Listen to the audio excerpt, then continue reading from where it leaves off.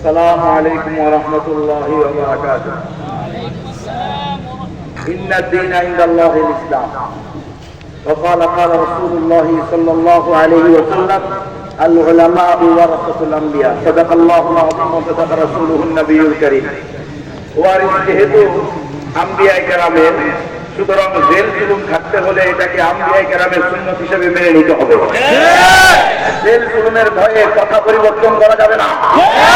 Jail জুলুমের ভয়ে মুসলমানদের ইসলামী সিলেবাসকে নাস্তিকবাদের সিলেবাসে পরিণত করা যাবে না। যারা জেল থাকতে তৈরি নাই, যারা ফাঁসিতে ঝুলতে তৈরি নাই, যারা গুম হইতে তৈরি নাই, তারা হেফাজতে ইসলামের নেতৃত্বে থাকবেন না, তারা মুসলমানদের কাফাকের নেতৃত্বে থাকবেন না।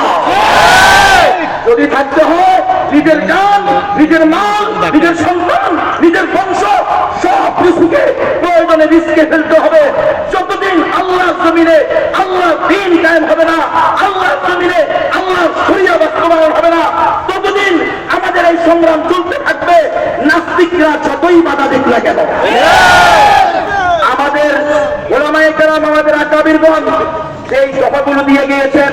এই নাস্তিকবাদের আস্ফালন যতদিন বন্ধ হবে না, নাস্তিকবাদী সিলেবাস যতদিন বন্ধ করা হবে না, ঈমানওয়ালা মুসলমানদের নিকটে তাওহীদের সাথে সমন্বয় করে, ইসলামের সাথে সমন্বয় করে সিলেবাস তৈরি করা না হলে হেফাজতে ইসলাম কখনো ঘরে ফিরবে না ইনশাআল্লাহ। মহিউল্লাহ বাবনগরী সাহেব দামাত বারাকাতুহুল আলিয়া, আমির হেফাজত, কায়েদ মিল্লাত, আল্লাহ তাআলা হযরতকে নেখায়াত দান করেন। আমি প্রায় 12:30টার সময় এখানে আছি, অনেক আগে চলে আসছি। আমি জানি না আপনার জোরের পর শুরু হয়ে যাবে, আমার ভুল ছিল। যাই হোক, হযরত আমাকে একটা কথাই বললেন স্পষ্ট। আমি হুজুরকে তখন বিভিন্ন বিষয় বললাম। হুজুরের কথা হলো, গনবী সাহেব আমার বয়স কিন্তু শেষ, হায়াত শেষের দিকে, জানি না কয়দিন বাঁচি। এখন আপনি এসে আমার পাশে বসছেন কেন? জেলে যখন গেছেন তখন আমার নিয়ে যান নাই কেন?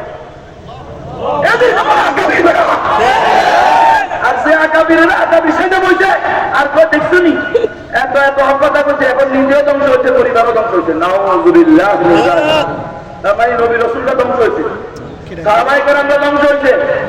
হক কথা বলতে হবে, হক কথা বলে নিজের জায়গায় থাকাও সুন্নাত, হক কথা বলে পালানোও সুন্নাত, হক কথা বলে জেলে যাওয়াও সুন্নাত, হক কথা বলে মাইক খাওয়াও সুন্নাত, মাইক দেওয়াও সুন্নাত। তাগুতের সাথে আবার কিসেরিয়া, তাগুতের সাথে কোন ধরনের আমাদের মিশামিশি চলবে না। তাদের সাথে কথা স্পষ্ট, আমরা এই জমিনে শরিয়া চাই। ইসলাম কি লেগে, ইসলাম কি লেগে ইসলামে হেফাজতের জন্য কিছু আইনদার দিয়া আর কিছু নিয়ে নাকি। সুতরাং হেফাজত ইসলামের যত কর্মসূচি আছে, সকল কর্মসূচির প্রধান ঘোষণা হবে, মিছিল হবে, আমরা পূর্ণাঙ্গ জীবন বিধান ইসলামকে চাই। কথা হলো, আমার 90 বছরের বেশি বয়স, জুনায়েদ বাবনগরীর বয়স যখন 7 বছর, তখন আমি দারুল দেওবন্দ থেকে দাওরা হাদিস শেষ করে দেশে আসি। ওই বছর জুনায়েদ বাবনগরীর জন্ম হয়েছে, আমার ছোট বোনের ছেলে। হুজুর বলতেছেন, তো আমার 90 বছরের অভিজ্ঞতা হলো, তাজরিবা হলো, মোল্লা মোহাম্মদ ওমর যেই তরিকায় আফগানিস্তানে ইসলামী শরিয়া বাস্তবায়ন করতে পারছে, এই তরিকা ছাড়া এই দেশে ইসলামী শরিয়া বাস্তবায়ন সম্ভব না। হুজুরের স্পষ্ট কথাগুলো বিষয়ে শুনুন। এই গণতন্ত্র দিয়ে, এই সেকুলারিজম দিয়ে, এগুলো দিয়ে, জুমহুরিয়ত দিয়ে কোনদিন ইসলাম প্রতিষ্ঠা সম্ভব না। এগুলো সব প্রতারণা। আমি বললাম হুজুর এগুলো জিহাদ করে, গণতন্ত্রে কোন কোন জালেম জিহাদ করে, হুজুর বলছে এগুলো তো তাহরিক।